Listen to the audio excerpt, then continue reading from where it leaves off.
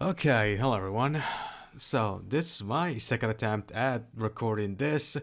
I spent a good 10 minutes on my first attempt, but I decided to cancel that one out and restart it from scratch. So, yeah, I started the first attempt with a bit of a tangent, but honestly, I think I'm going to save that for the end of the recap. But yeah, first, Italian Man Rambles of 2025, and we're talking about the state of play for February 22nd, for February 12th, which and now I'm recording this on 13th because it's past midnight. So, yeah, and we start off the list with Monster Hunter Wilds, which and the announcement of the first two updates, the first two free updates, one in the spring and the other in the summer, and since I'm not a Monster Hunter fan, I cannot say anything about it other than what a friend of mine said, and he basically said that. That's because they haven't confirmed a single monster from Worlds. It almost feels like they made Worlds just to make the franchise popular, and now that the franchise is popular, they gone back in making actual games. So, yeah, there's that. Then we got Shinobi Art of Vengeance from Sega, which it's a Metroidvania, so that's a hard skip for me. And then we got another game from Sega, this time Sonic Racing Crossworlds, which okay, comparing a cartoon car racer to Mario Kart is both cheap and lazy, but that's the vibe that I got from the trailer. That it tries way too hard in replicating Mario Kart. I mean, it makes sense because people are hyped up for Mario Kart 9. What should be Mario Kart 9? Which I'm pretty sure everybody thinks that it's going to be one of the launch titles for the Switch too, and I'm probably going to buy that because of fuck getting Mario Kart 8 and all its DLCs. But yeah, they could have done a little bit. I think they could have done something more to not make it look like a blatant Mario Kart ripoff. Like for example, add like a licensed music, like something that Nintendo never does. But yeah, maybe the game is actually good, and maybe it's the good. Maybe the game is good in its own right. But yeah, from the trailer, it looks like, at least to me, that they tried to cover Mario Kart. Then we got a game that, honestly, I was looking forward to until they revealed the title, and that trailer is for Digimon Storytime Stranger. Because, tiny spoiler, I never cared about Digimon, and before somebody crucifies me, I never cared about Pokemon either. So, yeah, I cannot say anything about this game because I don't care about Digimon, so I cannot. So yeah, the only thing I can say is, I mean, good for the fans, and like, and good for the fans. But as for me, I'm moving on. And then we got Lost Soul Aside, which, not gonna lie, of all the games they showed, it's unironically the only one that I have any interest in. Now, not only I'm gonna assume that a lot of people are going to be interested in this game because now that Wukong has opened the doors to the world has opened the world has opened the doors of Chinese games to the world. I'm going to assume a lot of people are going to a lot of people are going to look forward to because of the momentum that Wukong had. But yeah, honestly, I'm looking forward to this. I'm personally looking forward to this game. Maybe I could even buy it. Who knows? Then we got a what I like to call a quickfire list, and we got the demo for Like a Dragon Pirate, Yakuza Pirate in Hawaii, I think the title is, which I just found out that one of the characters is going to be played by Samoa Joe, and that's going to be relevant for later. Then we got a DLC for a Like a Dragon themed DLC for Dave the Diver, announcement for the Alpha Split Gate 2, and then the island for WWE 2K25, narrated by, or showcased by, none other than Paul Heyman, which I mean, I guess I say okay. Uh, Showing this, having this section handled by Paul Heyman makes sense because the he's the manager of Roman Reigns, and he is the cover athlete for 2K20 for WWE 2K25.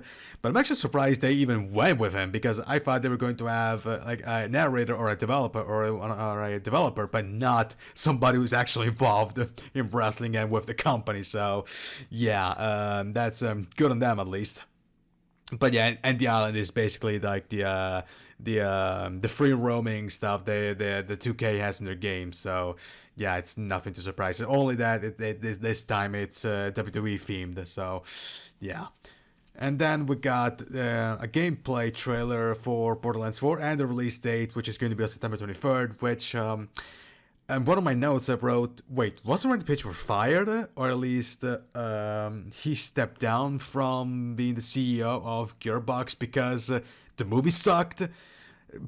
I remember reading this. I remember reading he was either fired or he stepped down as CEO of Gearbox because the movie bombed, because the Borderlands movie bombed hard. But maybe, I don't know, either that was like a fake news, or maybe he was fired but then immediately called back because hey, it's too important to get shit canned like that. So yeah. And then we got Split Fiction, the game made by the developers of It Takes Two, announced at the Game Awards. I remember that one. And yeah, this has the chance of being good, judging by the trend of the developers. Then we got Directive 2080, which it's basically going to be like Until Dawn and the Quarry, but in space.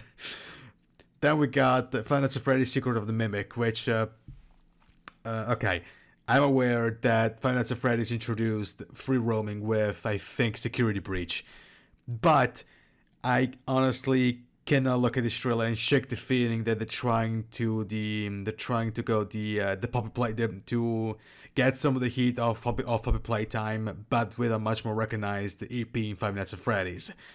But yeah, this is like, again, this is me. My mind works in weird ways, but yeah, I can shake that feeling. Then we got. I'm not saying that the game is gonna be bad, but the trailer just gives me those vibes. Then we got The Midnight Walk, which by art style, it looks like a fusion between Tim Burton and Little Nightmares. And honestly, I could see this game being a contender for art direction at the Game Awards, because the game is made entirely in clay.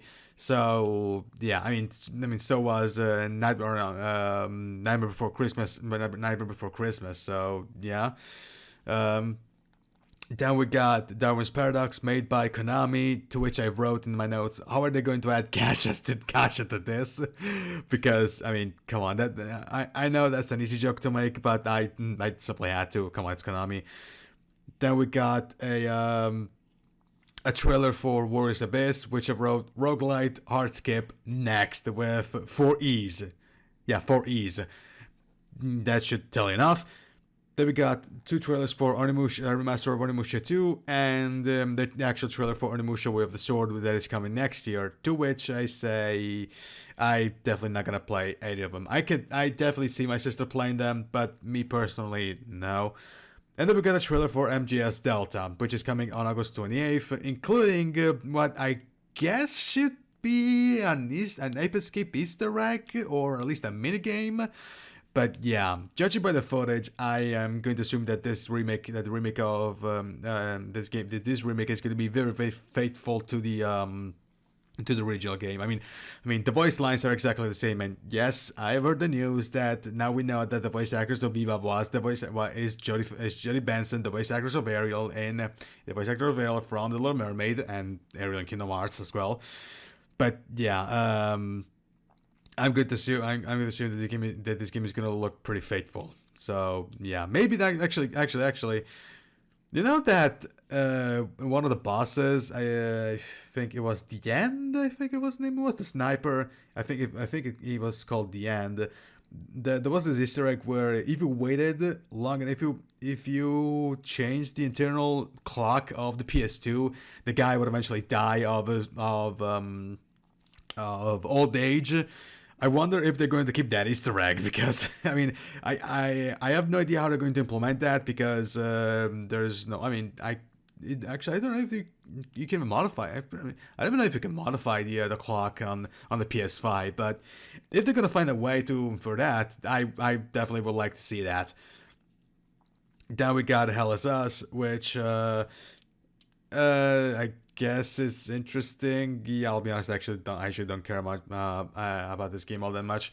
And then we got possibly the biggest surprise of the bunch, the DLC for Lies of P, which I mean, I guess I should be surprised, but considering how long it took for Shadow the Archer to come out, I guess I shouldn't be surprised it took this long for a DLC to come out. But yeah. Then we got Dreams of Another, which basically the whole scope of the game is you're using guns, but you're not using them to destroy it, but you're actually using to create stuff. Which, I mean, it's an interesting concept, and I definitely could see this being a game that my sister plays because you know. But yeah, this at least looks to be pretty interesting. Then we got we're on the last page. Then we got another actually not quick fire list. We got the announcement of the remaster of Days Gone, which it's a bit weird because it now feels like even the developer the head developer actually regrets ever making the Days Gone. So I have no idea how he approved the. It's Sony, so they probably approved that without this consent. But yeah, Days Gone remastered, and the deals and a Nika themed DLC for Stellar Blade, and the PC version that everybody was so waiting for so long. So yeah, and the Nika DLC makes sense because it's made by the same because Stellar Blade and Nika is made by the same guys. So yeah. Then we got another quick fire list for the game catalog, and that is Lost Records, Bloom and Rage, Blueprints, and Abiotic Factor. And I won't say any words about them except for Lost Record, Bloom and Rage, which honestly I feel like this game is going to be the one that picks up the slack left by the new Life is Strange game, especially considering just how poorly panned that game was. Then we got for PS Classics, I think it was said Patapon Arena plus Armored Core 1, 2, and 3, which makes sense. The new game was a hit. I must have a bomb. It was a hit, but yeah. Then there was one game that I missed the title and I cannot be bothered to find it. Then we got a trailer for a game called Metal Eden and Mind's Eye. And they showed some gameplay footage of Mind's Eye, which I don't know, it just doesn't work for me. And then as for the last game they showed is Saros, which in my notes, and I couldn't verbatim, I wrote Returnal with a male character, and immediately after, when they called the one of the developers, they say that the game was made using the using Returnal's was based off of was not based. They used Returnal as a base. I wrote, never mind, it actually is, because it basically is Returnal but with a male character. So yeah, there's that. All in all, I'd say this was pretty mediocre. I mean, outside of one or two games, one game for me, and Onimusha and Bell. Actually, no, there's like Wilds is a highlight. The LEDs, the like a dragon stuff is, I guess, could be considered like a highlight, and it is a highlight. Onimusha is a highlight. MGS Delta is a highlight. The Lies of P DLC it could also be a highlight. But for me, that the only highlight is Slow Soul Aside. But outside of that, and also I guess the PC version of Stellar Blade can be considered a highlight. But for me, it's the only highlight of this is the Lost Soul Aside. Overall, this was pretty average. And with that, see you next time.